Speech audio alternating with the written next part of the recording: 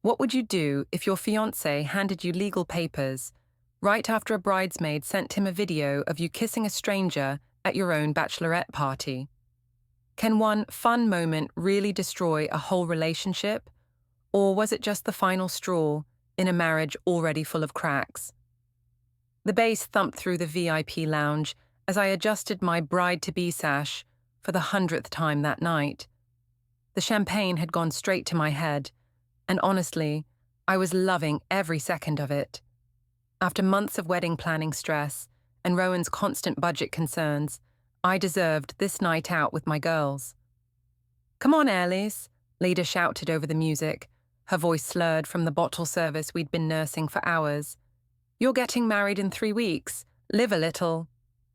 My sister had always been the wild one, but tonight she was pushing harder than usual. Maybe it was because she'd just gone through her own messy divorce, or maybe she just wanted to see me let loose for once. Either way, her encouragement was exactly what I wanted to hear. Jessamine sat in the corner of our booth, nursing her drink and checking her phone. She'd been quiet all night, which wasn't like her at all. Jess was usually the life of the party, but tonight she seemed almost disapproving of our antics. "Jess, what's wrong with you?" I called out, my words slightly slurred. "This is supposed to be fun." She looked up from her phone, her expression serious. "Maybe we should call it a night soon, Eirlys. It's getting pretty late, and you know how Rowan worries." The mention of my fiancé's name sent an unexpected wave of irritation through me. Rowan worried about everything lately: money, the wedding costs, his mother's opinions, even my girls' nights out. When was the last time he'd made me feel exciting or desirable? "Rowan isn't here," I snapped, louder than I intended, "and I'm not married yet." That's when I noticed him, tall, dark-haired, probably in his late 20s. He'd been watching our group from across the VIP section, and when our eyes met, he smiled. Not the polite, careful smile I'd grown used to from Rowan, but something dangerous and immediate. "Oh my God, Eirlys," whispered my cousin Maya, following my gaze. "That guy has been staring at you all night." "He's gorgeous," Leda added, grinning wickedly, "and he's definitely interested." I felt a thrill I hadn't experienced in months. When was the last time a stranger had looked at me like that? When was the last time I'd felt genuinely wanted instead of just convenient?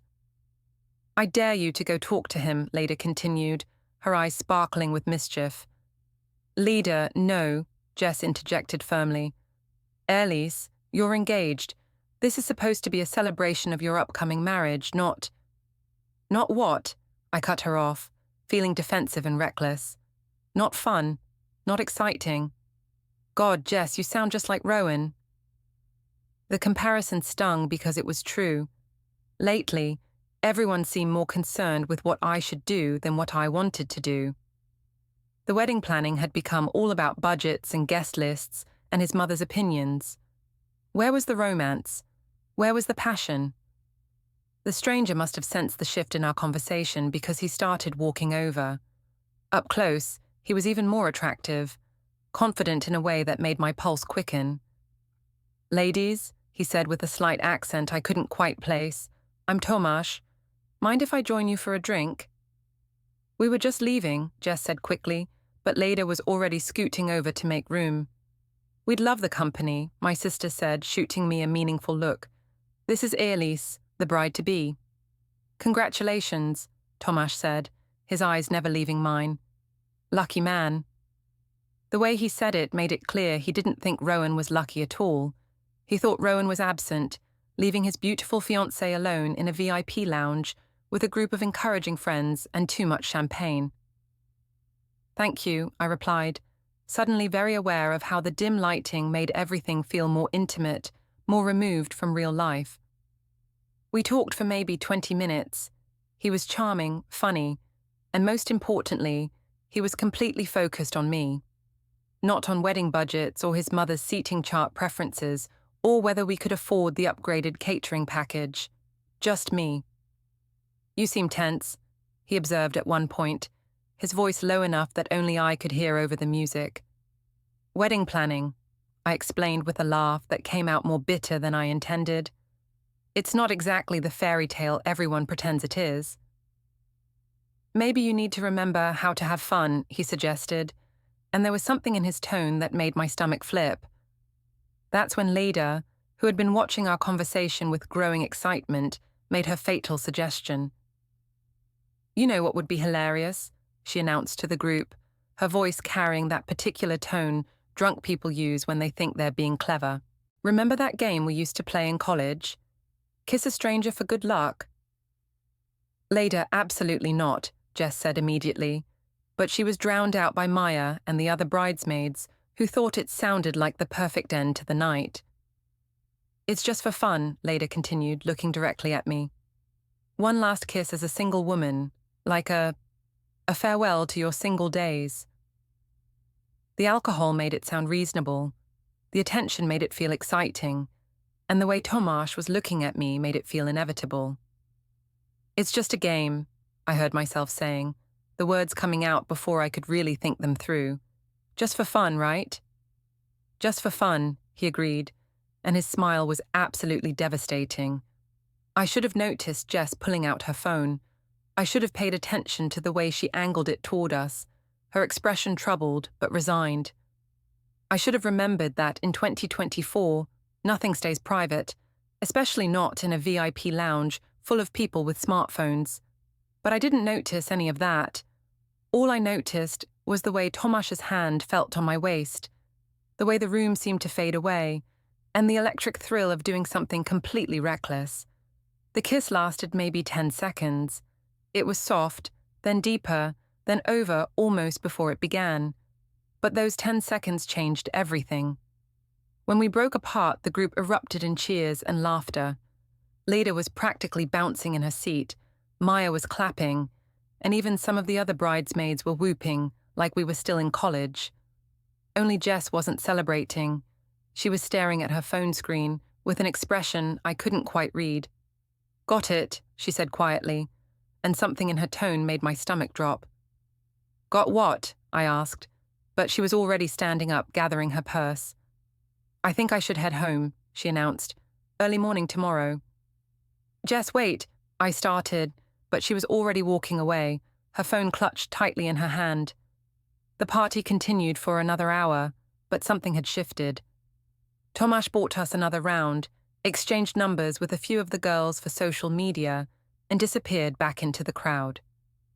The kiss became a story we retold, embellishing it each time, turning it into the highlight of the evening. But I kept thinking about Jess's expression, about the way she'd said, "Got it," while staring at her phone, about the fact that she'd left without saying goodbye properly. By the time we stumbled out of the club at 2 a.m., I'd almost convinced myself it didn't matter.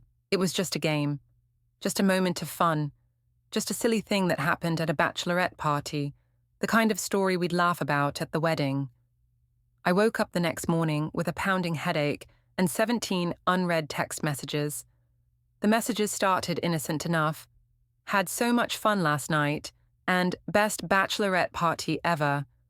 But buried in the stream of congratulations and laughing emojis was one text that made my blood run cold. "Jess, we need to talk. Call me."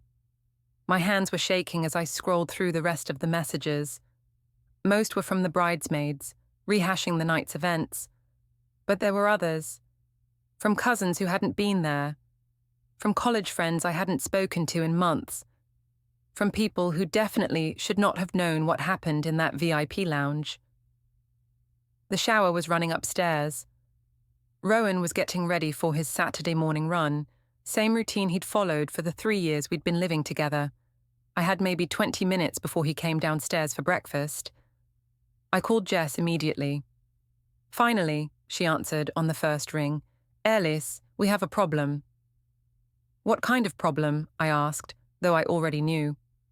"I recorded the kiss," she said bluntly. "I thought it was just for laughs, you know? Something funny to show you later when you sobered up." But Maya grabbed my phone afterward and posted it to her Instagram story before I could stop her. My stomach dropped.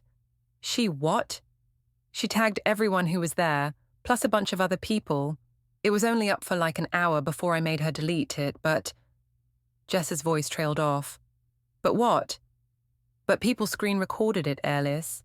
It's been shared to at least 3 different group chats that I know of. And your future mother-in-law follows Maya on Instagram. The phone slipped from my numb fingers, clattering onto the kitchen counter. Marlene had seen it.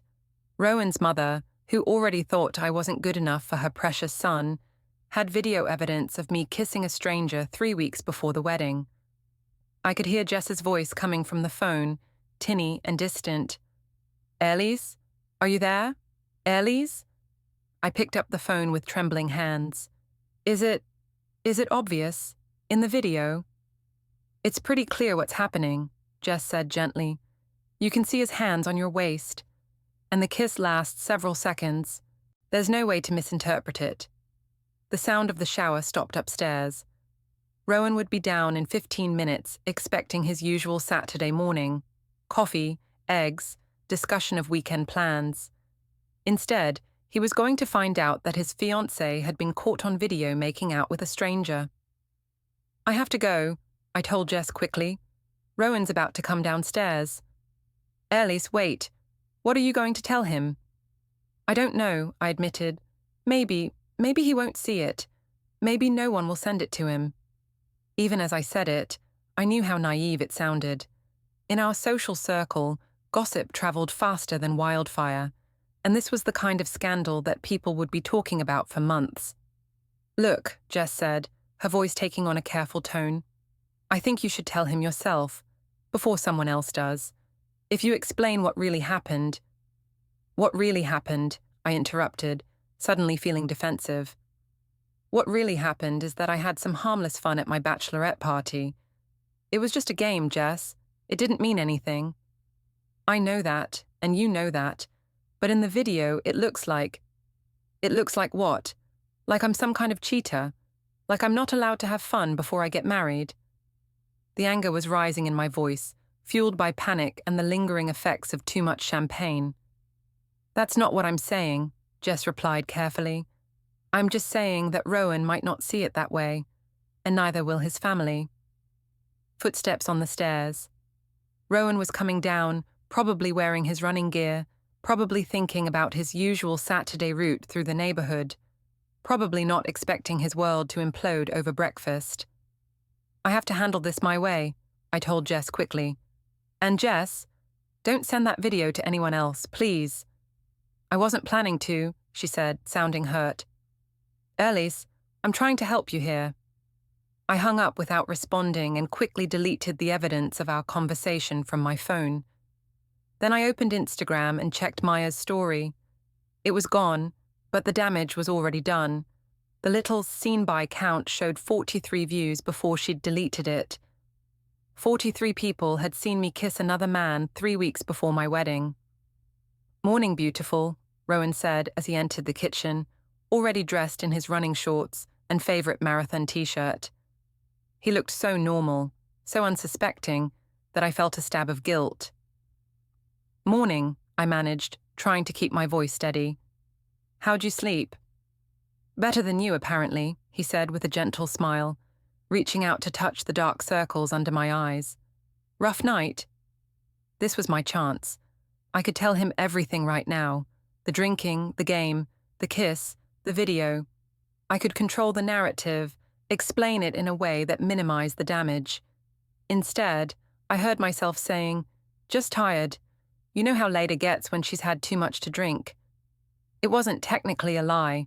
Leda had been drinking, and she was exhausting to deal with.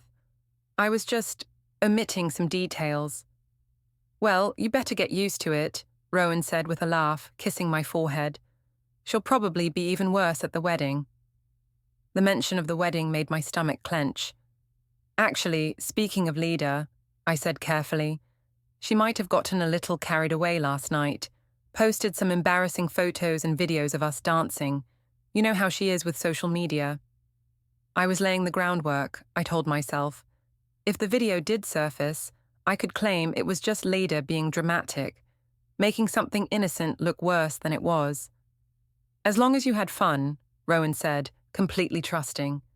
You deserve to blow off some steam before the wedding craziness really kicks in. He was being so understanding, so sweet, that the guilt hit me like a physical blow.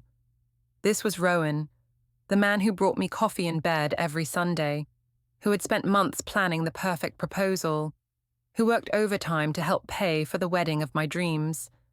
And I had betrayed him for 10 seconds of attention from a stranger. I should get going, he said, checking his fitness watch. Want to get a good run in before it gets too hot. Love you. Love you too, I replied automatically, watching him head toward the door. As soon as he left, I grabbed my phone and started damage control. I sent a group text to all the bridesmaids. Hey girls, had such a fun night, but let's keep the party pics between us, okay? Don't want to spoil any wedding surprises. Then I called Leda. Oh my God, wasn't last night amazing? She answered, her voice bright, despite what must have been a massive hangover. You looked so happy, so free. Leda, we have a problem, I said, cutting straight to the point. Maya posted that video of me and that guy to her Instagram story. So? It was hilarious. You looked like you were having the time of your life. Rowan's mother saw it. There was a pause. Oh, shit. Yeah, shit. I need you to help me control this story. If anyone asks, it was just a silly game, okay? Nothing serious, just bridesmaids being bridesmaids. Of course, Leda said immediately. It was totally innocent, just a fun party game. Anyone who makes a big deal out of it is being ridiculous. Exactly. And Leda, if Rowan asks you about it, just downplay it, okay? Make it sound like no big deal. Don't worry, sis, I've got your back. This will all blow over by next week. But even as she said it, my phone was buzzing with new notifications. More messages, more missed calls, more evidence that the story was spreading far beyond our control. By noon, I had 47 unread messages and 12 missed calls. By 2 p.m., when Rowan returned from his run, I could tell from his expression that someone had already reached him. We need to talk, he said quietly, holding up his phone. On the screen was an email from Jess, with a video attachment and a subject line that made my heart stop. I think you need to see this. The family brunch at Marlene's house was supposed to be a celebration. 2 weeks before the wedding, she'd planned an elaborate spread. Fresh flowers, her grandmother's china, mimosas in crystal flutes. It was meant to be a final gathering before the chaos of wedding week.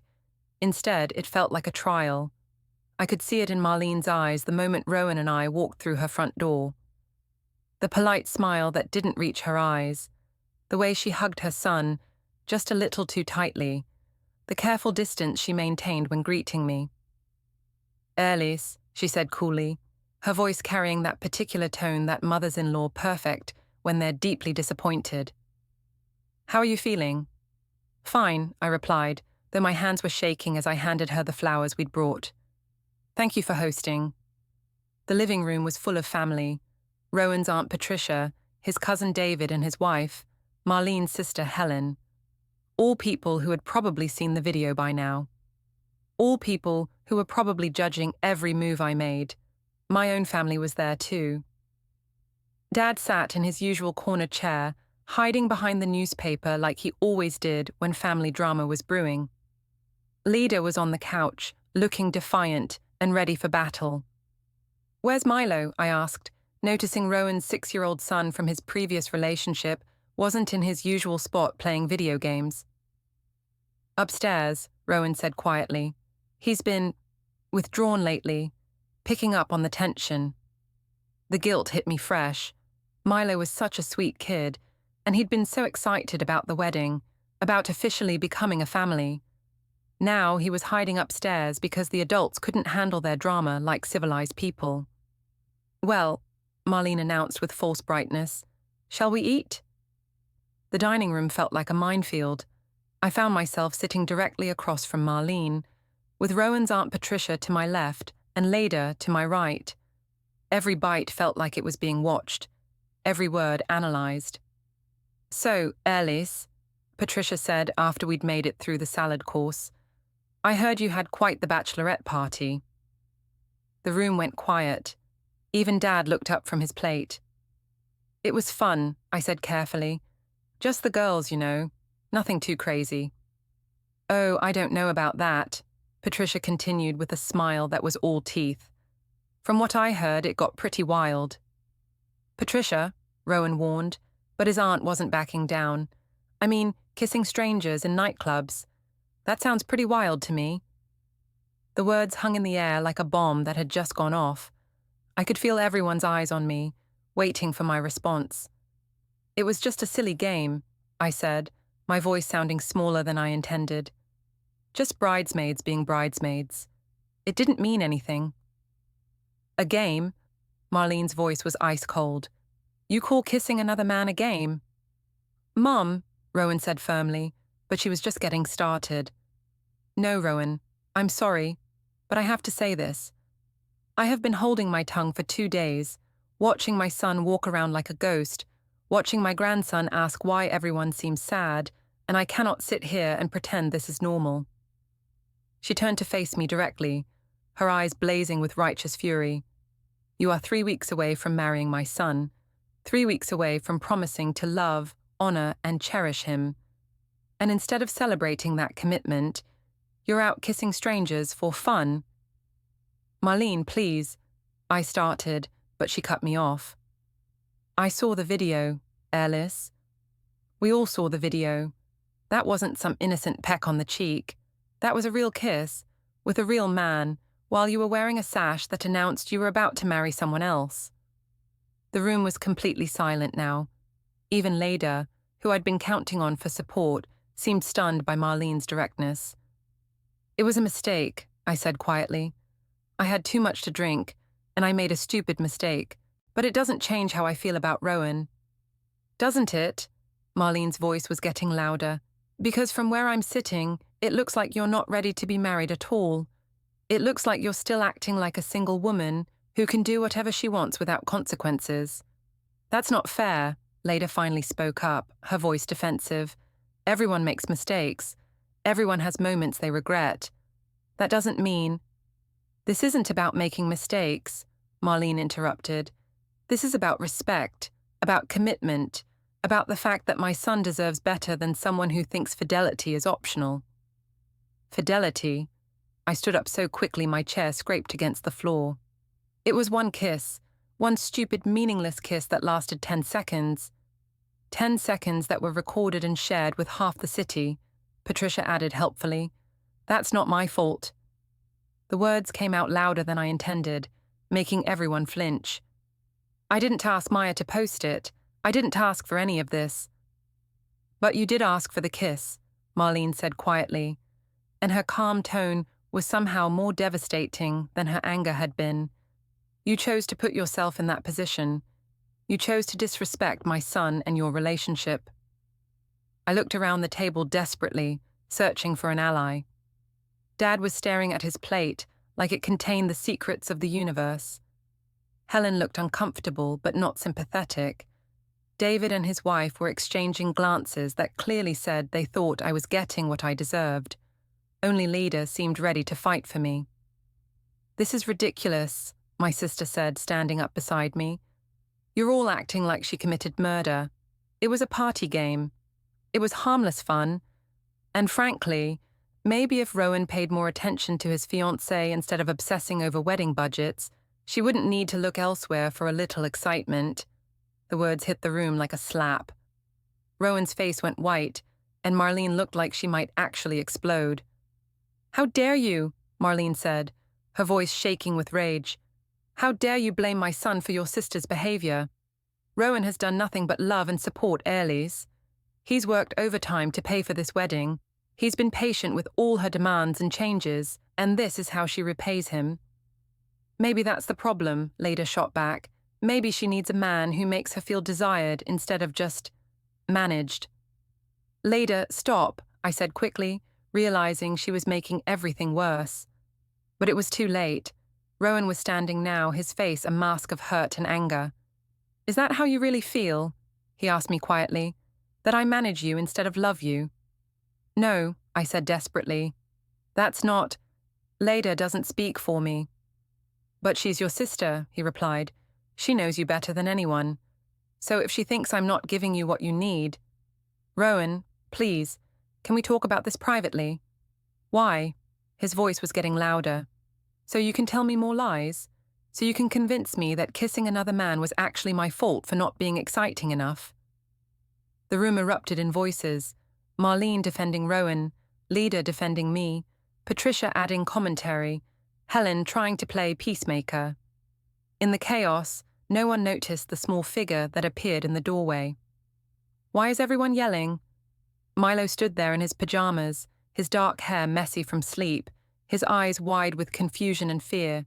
The room went silent immediately. "Hey, buddy," Rowan said, his voice instantly gentle as he moved toward his son. "We were just having a discussion." "About Eirlys?" Milo asked, and I could see the intelligence in his 6-year-old eyes, the way he was putting pieces together. "It's complicated, sweetheart," I said, kneeling down to his level, "but everything's going to be okay." Milo looked at me for a long moment, then turned to his father. "Are you still getting married?" The question hung in the air like a challenge. Everyone was looking at Rowan, waiting for his answer. "I don't know," he said finally, and the honesty in his voice broke my heart. "I want to go home," Milo said quietly, and Rowan nodded. "Yeah, buddy, let's go home." As they gathered their things, Marlene pulled me aside. "I want you to know," she said quietly, "that I tried to like you. For Rowan's sake, for Milo's sake, I really tried. But this..." She shook her head. "This shows me who you really are, and my family deserves better." Rowan barely spoke to me on the drive home. When we pulled into our driveway, he sat in the car for a moment, staring at the house we'd bought together, the house where we'd planned to start our married life. "I need some space," he said finally. "I'm going to stay at my brother's for a few days." "Rowan, please. We can work through this." "Can we?" He turned to look at me, and I saw something in his eyes I'd never seen before. Doubt. Real, fundamental doubt about who I was and what I was capable of. "I love you," I said desperately. "I know," he replied, "but I'm starting to think that might not be enough." That night, I sat alone in our house, surrounded by wedding planning materials and engagement photos, wondering how 10 seconds of stupidity had destroyed everything I'd worked so hard to build. My phone buzzed with a text from an unknown number. "Saw the video. Dodged a bullet there, didn't I? Tomasz?" I deleted it immediately, but the damage was done. Even the stranger from the club thought I was a joke. The house felt different without Rowan and Milo. Too quiet, too empty, too full of reminders of the life I might be losing. Wedding invitations sat in neat stacks on the dining room table, mocking me with their elegant script and promises of happily ever after. I threw myself into damage control, calling everyone I could think of who might have seen the video. Most were sympathetic, at least to my face. "These things happen," they said. "Everyone makes mistakes." But I could hear the judgment underneath their supportive words, the way they were probably talking about me the moment they hung up. Work became my refuge. At the logistics firm, where I'd been an admin for 4 years, life continued as normal. My co-workers knew about the upcoming wedding, but they didn't travel in the same social circles as Rowan's family. Here, I could pretend everything was fine. "You seem stressed," my supervisor Janet commented on Wednesday morning, finding me staring blankly at a shipping manifest I'd been trying to process for 20 minutes. "Just wedding nerves," I lied smoothly. 2 weeks to go, you know how it is." "Oh, I remember," she said with a knowing smile. "The last few weeks before my wedding, I was convinced everything was going to fall apart. But it all worked out perfectly. These things always do." If only she knew how right she was about things falling apart.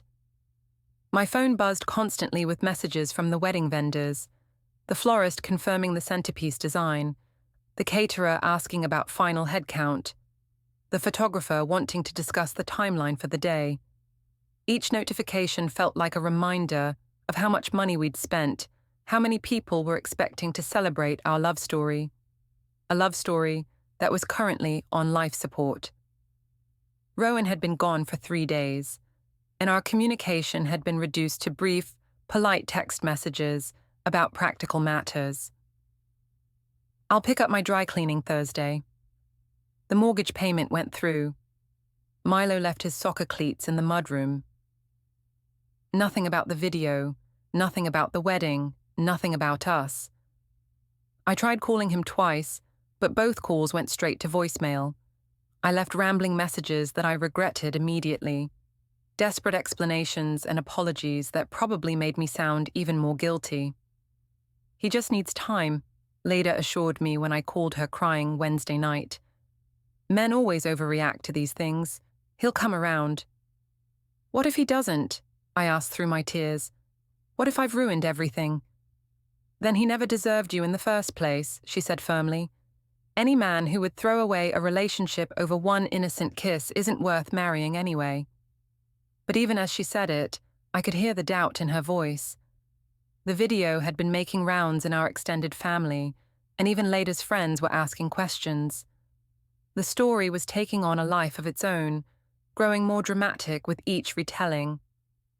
Thursday morning brought a new crisis. I arrived at work to find my co-worker Sandra waiting by my desk with a strange expression. "Eirlys," she said carefully, "I need to ask you something, and I hope you won't be offended." My stomach dropped. "What is it?"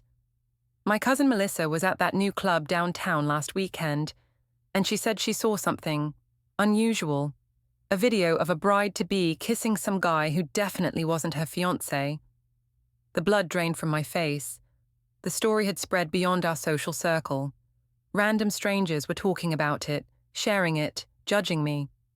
"I told her it couldn't possibly be you," Sandra continued, "because you're getting married in less than 2 weeks, and you're so happy with Rowan.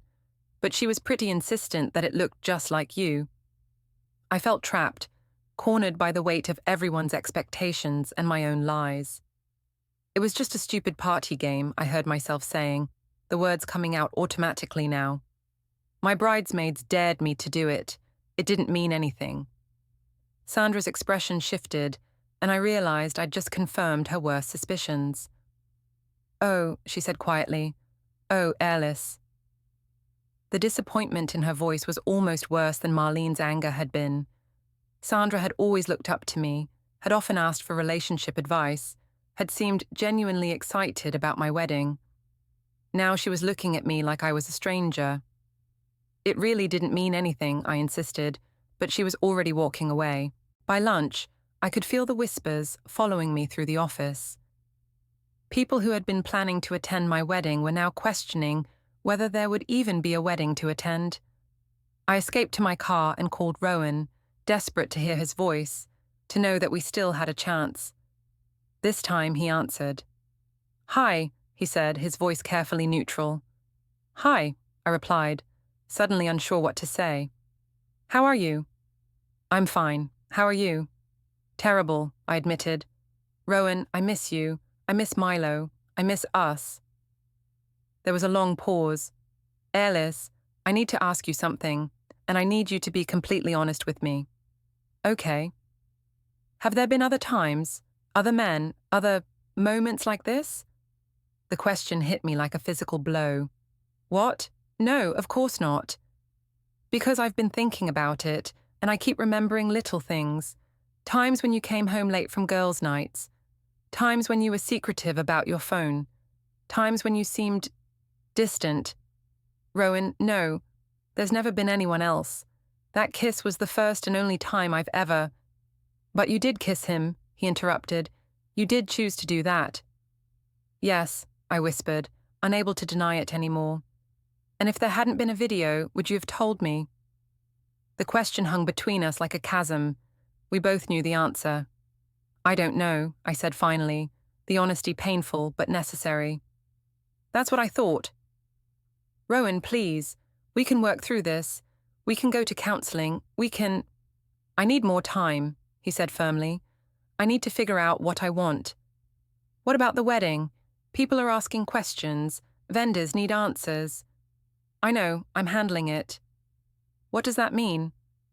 But he'd already hung up. That evening, I drove to his brother's house.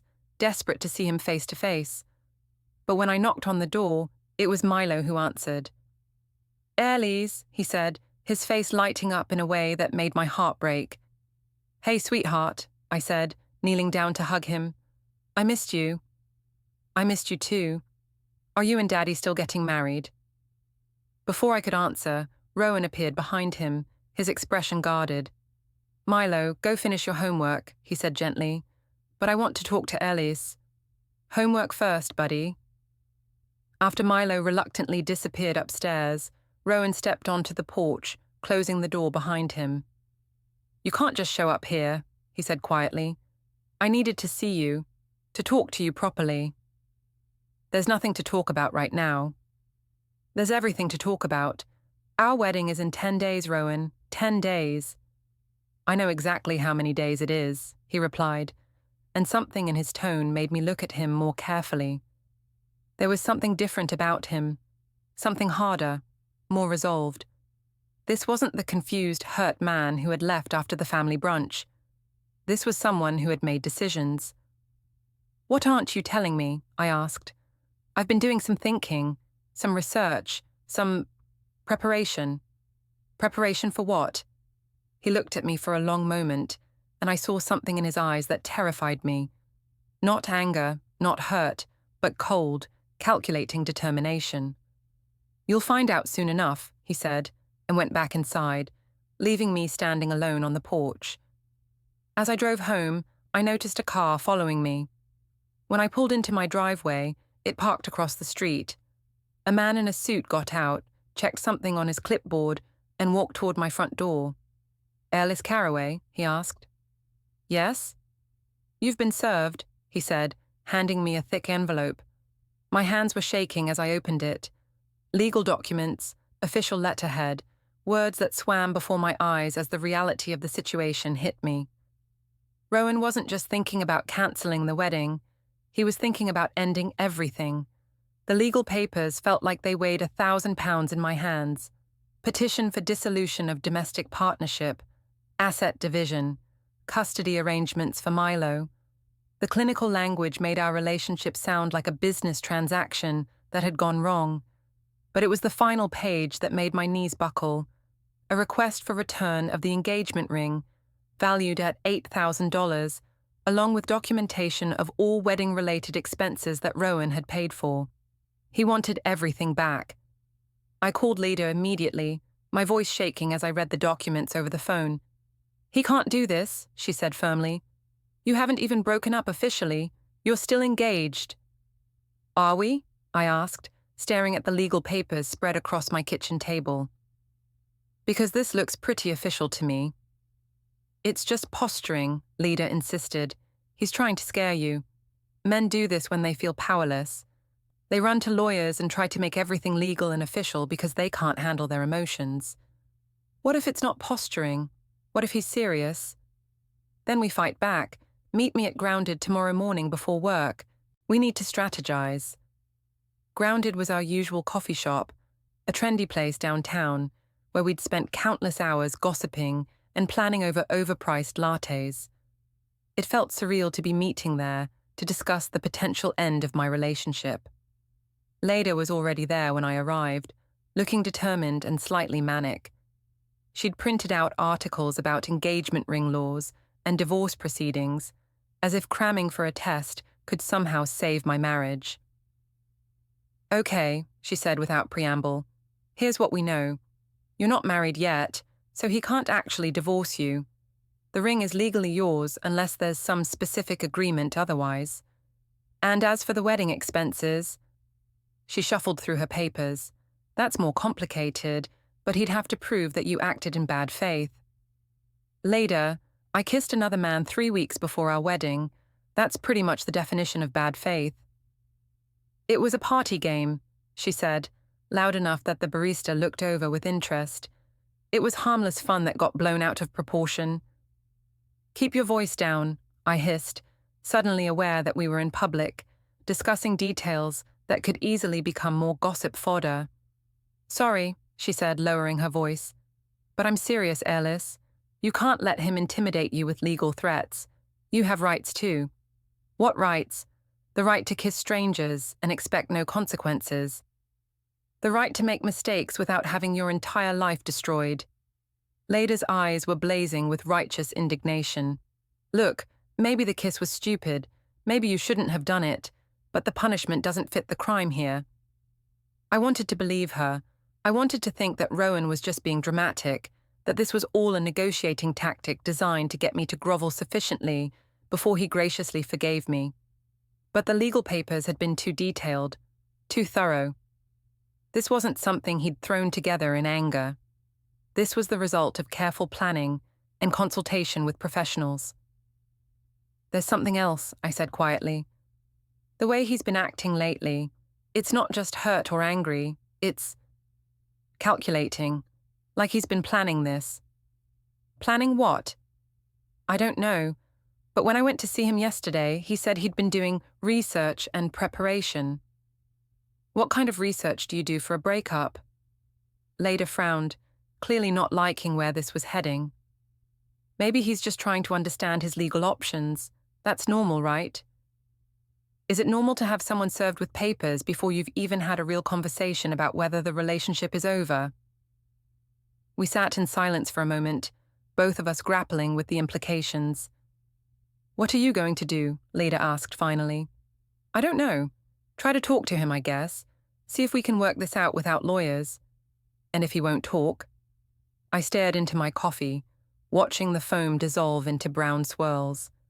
Then I guess I find out exactly how much damage one stupid kiss can do.